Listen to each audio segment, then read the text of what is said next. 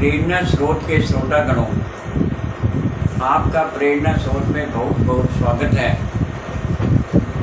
सर्वप्रथम 15 अगस्त स्वतंत्रता दिवस पर आपको बहुत बहुत बधाई हो। और आप जो है देश के लिए काम करते हुए देश को आगे बढ़ाने का प्रयास करें।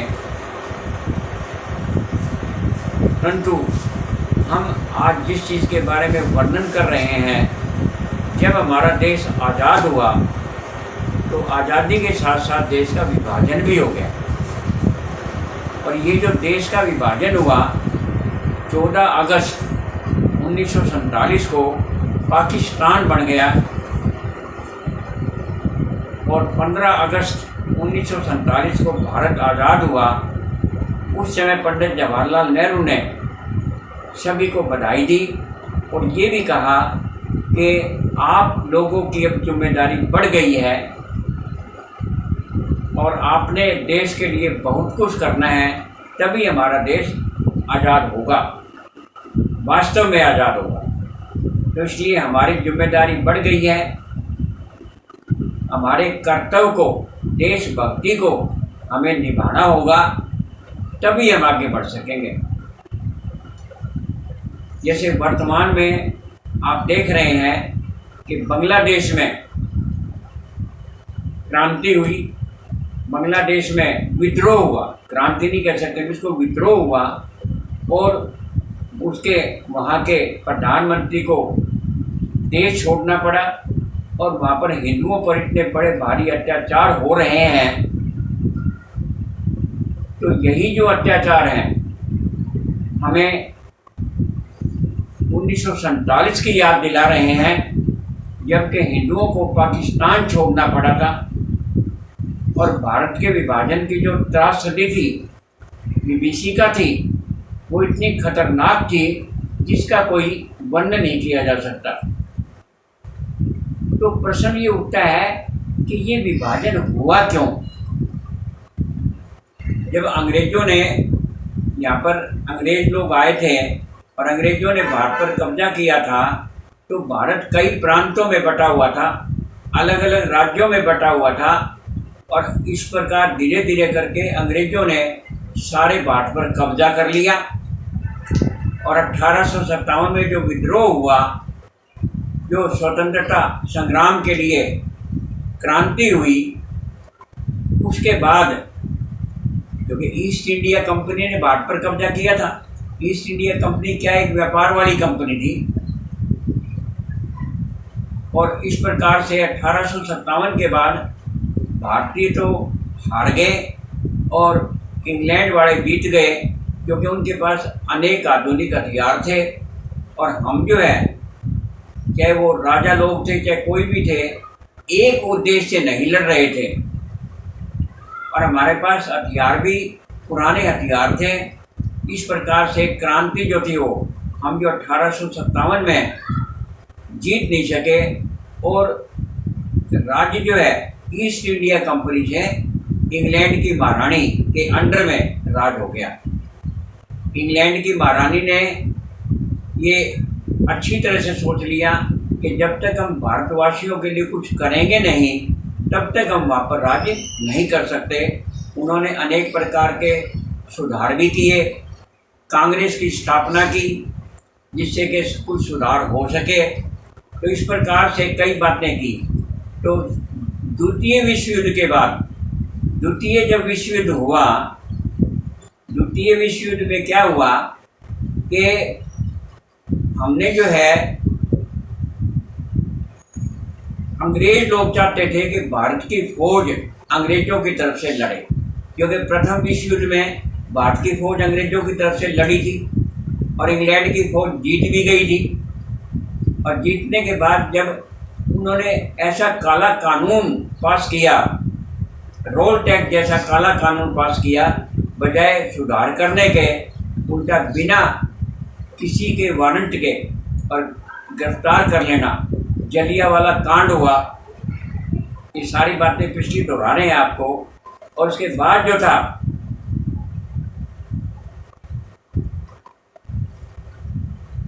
1900 फर्स्ट वर्ल्ड वार में जो रोल टैक्स, जब सेकेंड वर्ल्ड वार हुआ तो अंग्रेजों ने कहा भी भारत की फौज लड़ेगी। तो 1939 में, और भारत की फौज के लिए तो सब ने इनकार कर दिया कि भारत की फौज आपकी तरफ से क्यों लड़ेगी। प्रथम विश्व युद्ध में भारत की फौज आपकी तरफ से लड़ी थी और आप जीत भी गए थे, तो भारत के लिए आपने क्या काम किया। तो हम तो इस चीज़ से, इस प्रकार से जो जो भारत के नेता थे वो गिरफ्तार कर लिए गए, और 1942 में भारत छोड़ो आंदोलन भी चला। और फिर जो था आखिरी ये माना गया कि भारत की फौज आपकी तरफ से लड़ेगी, तो उन्होंने, अंग्रेजों ने वायदा किया कि अगर हमारी फौज जीत गई, हम जीत गए, तो हम भारत की आज़ादी के लिए कार्य करेंगे। परंतु जब इंग्लैंड की फौज जीत ली गई द्वितीय विश्व युद्ध के बाद, परंतु फिर भी वहाँ के जो प्रधानमंत्री थे चर्चिल से कहा गया अब आप भारत की आज़ादी के लिए काम करिए। तो चर्चिल ने ये जवाब दिया था कि इतना बड़ा देश मैं कैसे छोड़ सकता हूँ, मैं भारत की आज़ादी के लिए कार्य कुछ नहीं कर सकता। जब दूसरी पार्टी का शासन आया तो उसने स्वीकार किया कि हम भारत की आज़ादी के लिए कार्य करेंगे। तो उन्होंने कार्य तो किया, आखिर में लॉर्ड माउंटबेटन को भेजा, इसीलिए भेजा कि भारत को आज़ादी दी जाए। परंतु उसमें भी क्या हुआ कि मुस्लिम लीग को भड़काया गया कि भाई अगर हम आज़ादी देंगे तो आज़ादी किसको देंगे, हमने तो अलग अलग राज्य थे, ये देश किसको संभालेंगे, ये बताइए आप। तो मुस्लिम लीग को भड़काया गया कि आप अपने मुसलमान भाइयों के लिए और आज़ादी मांगिए तो हम आपका अलग देश बना देंगे। तो भड़का करके जो मिस्टर जिन्ना थे उन्होंने पाकिस्तान के लिए आवाज़ उठाई। तो पाकिस्तान के लिए जब आवाज़ उठाई तो मिस्टर जिन्ना, तो सभी जो था, महात्मा गांधी ने ये प्रयास किए कि भारत का विभाजन ना हो, बहुत प्रयत्न किया। एक बार तो इतना भी हो गया कि पंडित जवाहरलाल नेहरू से कहा गया कि आप प्रधानमंत्री की सीट पर, आप प्रधानमंत्री एक बार ना बने, मिस्टर जिन्ना को प्रधानमंत्री बना दो। क्योंकि मिस्टर जिन्ना बीमार रहते थे, टीबी के मरीज थे, और वो 1 साल से ज़्यादा जिंदा नहीं रह सकते थे। उनको खुद भी पता था इस चीज़ का, अगर वो 1 साल राज कर लेते, बाद में पंडित जवाहरलाल नेहरू बन जाते या कांग्रेस को सपोर्ट करती मिलजुल करके, तो पाकिस्तान नहीं बनता। तो कुछ कारणों से, जो कारण इसमें ये भी था कि और भारत को जो था बंटवारा मानना पड़ा, और मिस्टर जिन्ना ने पाकिस्तान का डिक्लेरेशन कर दिया। और जिस टाइम पर मिस्टर जिन्ना ने पाकिस्तान का डिक्लेयर किया, उस टाइम पर कितनी रियासतें थी। एक त्रावणकोर रियासत ने ये भी घोषणा कर दी कि हम आज़ाद देश हैं। इसी प्रकार हैदराबाद के निज़ाम ने भी, जूनागढ़ ने भी, कईयों ने ये घोषणा कर दी कि हम बिल्कुल आज़ाद है, कश्मीर में भी। और इसी प्रकार से जो ये जैसलमेर थे, बीकानेर, जोधपुर, राजस्थान की कितनी रियासतें जिन्ना के साथ जाके मिल गई। उसके बाद एक मिस्टर मेनन थे जो लॉर्ड माउंटबेटन के पीए थे। जब आज़ादी की घोषणा कर दी गई तो मिस्टर मेनन ने कहा कि मेरा काम तो ख़त्म हो गया, क्योंकि मैं तो लॉर्ड माउंटबेटन का पीए था, अब अंग्रेजों का राज तो रहा नहीं। तो अब जो है क्या किया जाए, अब जो है मेरा काम ख़त्म है। तो पटेल जो थे बड़े होशियार थे, सरदार पटेल मिस्टर मेनन के घर जा कर के मिले, उनसे पूछा गया कि ऐसी कंडीशन में क्या किया जाए कि भारत के ज़्यादा से ज़्यादा राज्य भारत में मिल जाए, क्योंकि इतने राज थे। तो उन्होंने एक सजेशन दी कि भी आप लॉर्ड माउंटबेटन को ही गवर्नर जनरल बना दो, और लॉर्ड माउंटबेटन की सारे राज्य मानते भी हैं। तो इस प्रकार से हमने लॉर्ड माउंटबेटन को अपना प्रथम गवर्नर जनरल मान लिया। जबकि कितने अचंभे की बात है कि जिस देश से हम आज़ादी ले रहे हैं उसी के और लॉर्ड को हमने और गवर्नर जनरल बना दिया, कितने मजे की बात है। तो ये बड़े आश्चर्यजनक चीज़ है। परंतु लॉर्ड माउंटबेटन ने सभी प्रांतों की, सभी राजाओं की मीटिंग बुलाई, और मीटिंग में ये कहा गया भाई तुम्हारा भारत में मिलना ठीक है, और भारत में तुम्हारे जो राजा है वो राजा ही रहेंगे, और जो है तुम्हारे लिए जो सब चीज़ें तुम्हारी सुरक्षा की जाएगी, तुम्हारी इज्जत मान मर्यादा की जाएगी। और इस प्रकार से अनेक राजाओं ने मान लिया कि हम भारत में शामिल हो जाएंगे। इस प्रकार से जो राजस्थान के जो जोधपुर, बीकानेर वगैरह ये भी फिर भारत में शामिल हो गए। 4 रियासतों को छोड़ करके सारे भारत में शामिल हो गए। बाकी कुछ भाग, एक तो पंजाब का और ये इस प्रकार से कुछ भाग पाकिस्तान में, तो वो जो था वेस्ट पाकिस्तान, और बांग्लादेश में ईस्ट पाकिस्तान बन गया। इसको आज बांग्लादेश कहते हैं, वो ईस्ट पाकिस्तान था। तो वहाँ पर जो था, तो वहाँ पर दंगे भड़क गए। दंगे भड़कने से क्या हुआ कि हिंदुओं पर बड़े भारी अत्याचार होने लग गए। तो पाकिस्तान में जितने भी यानी हिंदू जो थे उन पर अत्याचार होने लगे। तो हिंदू भाग करके अपना सब कुछ सामान छोड़ करके और वहाँ पर और मार काट हो गई शुरू। और इस प्रकार से और इतना बड़ा भारी हिंदुओं पर अत्याचार हुए कि वहाँ से जो हिंदू भाग भाग कर आए, पहले तो उनके वहीं घरों में आग लगा दी, उनके मारकाट शुरू कर दी। परंतु कुछ नेताओं ने, मास्टर तारा सिंह भी उसमें शामिल थे, कुछ नेताओं ने मिलकर के, हिंदू नेताओं ने मिलकर के और रक्षा करते हुए और वहाँ पर रिफ्यूजी, वहाँ पर जो था हिंदुओं को भारत में लाया गया। उस समय ऐसी कंडीशन में थे और यहाँ के भारत के मुस्लिम भी और पाकिस्तान में गए। परंतु वहाँ पर जो वहाँ से जो हिंदू आ रहे थे उसमें मार काट यानी बड़ी मची हुई थी। और मुसलमान गाड़ियों में भी उनका यानी मारकाट करते आए। और यहाँ पर हिंदू लोग बड़ी मुश्किल से किसी भी हालत में, किसी की बेटियाँ वहाँ पर रह गई, किसी की बहन वहाँ पर रह गई, किसी की पत्नी वहाँ पर रह गई, किसी का भाई वहाँ पर रह गया, सब कुछ जायदाद वगैरह सब कुछ वहीं रह गया। और ऐसी कंडीशन में आए थे कि यहाँ पर हर जगह आकर के, पंजाब में, हरियाणा में, सब जगह आकर के और उनको शरण दी गई। भारत सरकार ने उनकी पूरी सहायता की गई। परंतु वो बेचारे ऐसी कंडीशन में आए थे कि किसी का हाथ कट गया, किसी के, तो यहाँ पर जो था उनको पंजाब में, हरियाणा में, हर जगह पर उनको शरण दी गई। उनके लिए टेंट बनाए गए, उन टेंटों में सुविधाएं दी गई। तो उस समय उनकी ऐसी कंडीशन थी कि वो कुछ भी करने में असहाय थे। परंतु उन लोगों ने हिम्मत नहीं हारी और वो बड़ा हिम्मत करके और बड़े अपने आप को कोशिश करके कुछ तो भारत सरकार ने सहायता करी। बाकी जो ज़मीनें दी गई उनको रहने के लिए और सुविधाएं दी गई। परंतु उन्होंने खुद भी बड़ी अपनी मदद करी। जो बुजुर्ग लोग थे वो कोई बर्फ़ बेचता था, कोई बिस्कुट बेचता था। और इस प्रकार से उनकी जो महिलाएं थी वो बेचारी घरों में काम करती थी, कोई बर्तन मांजना, कोई कपड़े धोना, कोई आटा पीसना, सब तरह के काम करके बड़ी मेहनत और मजदूरी करके वो लोग आगे बढ़े। और हमने जो है उनको पूरी शरण दी और उन्होंने भी उस शरण का फ़ायदा उठा करके और उन्होंने अपने घर बसा लिए। और धीरे धीरे करके वो इतनी तरक्की की, आज कितने ही जगह पर जो लोग रिफ्यूजी 1947 में आए थे, आज उनके बेटे पोते इतनी तरक्की में हैं जिसका कोई हिसाब नहीं।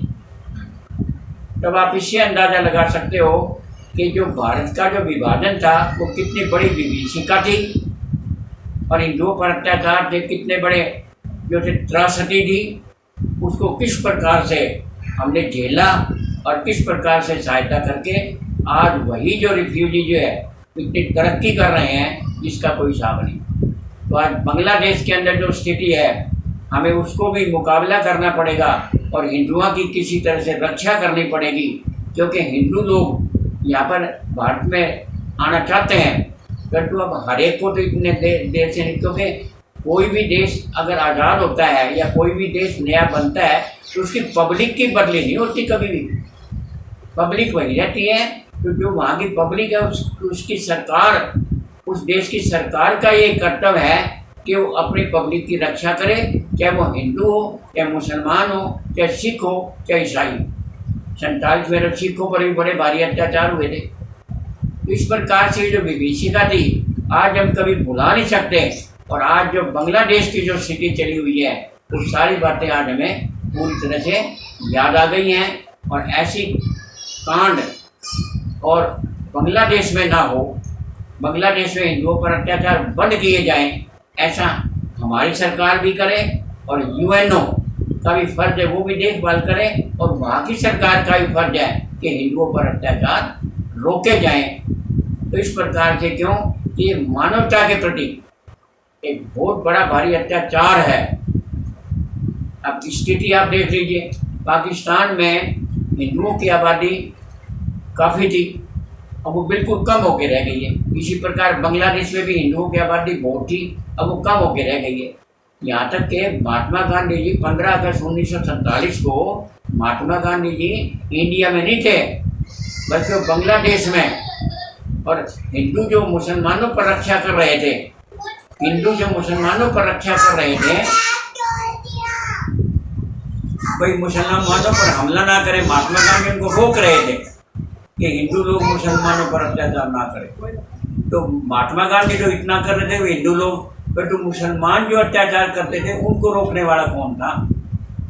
तो इस प्रकार से जो आज जो बातें हमने की हैं वो सब बांग्लादेश की जो हिंदुओं में स्थिति अब आ रही है उसको याद करते हुए वो जो पुरानी विभीषिका थी वो याद आ जाती है। और ऐसी विभीषिका किसी भी देश में ना दोहराई जाए, इसी कामना के साथ, इसी शुभकामनाओं के साथ। फिर भी हम जैसे भारत है तो भारत का फर्ज है कि हम सभी देशों का संबंध देखें, केवल भारत का ही नहीं, सभी का ये कर्तव्य है कि चाहे हिंदू मुस्लिम सिख ईसाई आपस में है भाई भाई, किसी दूसरे धर्म पर भेदभाव ना किया जाए, किसी दूसरे धर्म पर, अल्पसंख्यक धर्म पर अत्याचार ना किया जाए, ये हमारा पहला फर्ज है। तो इसी प्रकार से ये जो हम एक याद के तौर से भारत का स्वतंत्रता दिवस के मौके पर ये करें कि सभी का सम्मान करें, सभी धर्मों से प्यार करें। अगर और धर्मों से हम प्यार करेंगे तो वो भी हमारे धर्मों से प्यार करेंगे। तो ये जो राजनीतिक खेल जो धर्मों के खिलाफ किया जाता है, धर्मों को भड़काया जाता है, ये राजनीतिक खेल भी बंद होना चाहिए। और वोट की राजनीति के लिए, धर्मों को अत्याचार के लिए या धर्मों का भेदभाव के लिए, जो जाति का भेदभाव, धर्म का भेदभाव ये किया जाता है, ये नहीं किया जाना चाहिए, तभी देश की तरक्की होगी। आज बस इतना ही, आगे फिर कभी सही। बहुत बहुत धन्यवाद आपका, बहुत बहुत धन्यवाद है। तो इस प्रकार से सारी बातें फिर एक बार फिर दोबारा बोलो, जय हिंद, जय हिंद, जय हिंद। तो इस प्रकार से जो हमारा जो भारत है वो खूब तरक्की करे। और एक बात और बता दूँ, दुनिया के अंदर इतने बड़े भारी क्रांतिकारी कदम उठाए जा रहे हैं, इतनी बड़ी लड़ाइयाँ और विभीषक बातें हो रही हैं, भारत फिर भी औरों से सुरक्षित है। दुनिया के अंदर भारत औरों से बहुत सुरक्षित है। तो इसी प्रकार से भारत सुरक्षित रहे तो हमारा भी ये कर्तव्य है कि धर्म के नाम पर, जाति के नाम पर और वोट के खातिर भड़काया ना जाए। ये विपक्षी दलों का भी फर्ज है कि भारत की तरक्की के लिए कार्य करें, क्योंकि हम जो गुलाम हुए थे वो आपस की फूट के कारण से गुलाम हुए थे। अंग्रेजों ने हमारे पर शासन किया तो भी आपस में फूट डाल करके शासन किया, मुसलमानों ने हमारे पर शासन किया तो भी फूट डाल करके एक राजा को दूसरे राजा से यानी लड़वा देते थे। इस प्रकार से फूट, तो ये फूट के कारण से हमारा देश को दोबारा गुलामी का मुंह ना देखना पड़े। इसीलिए देशभक्ति ये सबसे पहले आना चाहिए, चाहे वो विपक्षी पार्टी की तरफ से है। विपक्षी पार्टी का भी फर्ज है कि वो देश धर्म से बड़ा दुनिया में कोई चीज़ नहीं है। कानून का पालन करें, देशभक्ति का पालन करें और ऐसी चीज़ को कोई भी ना दोहराएं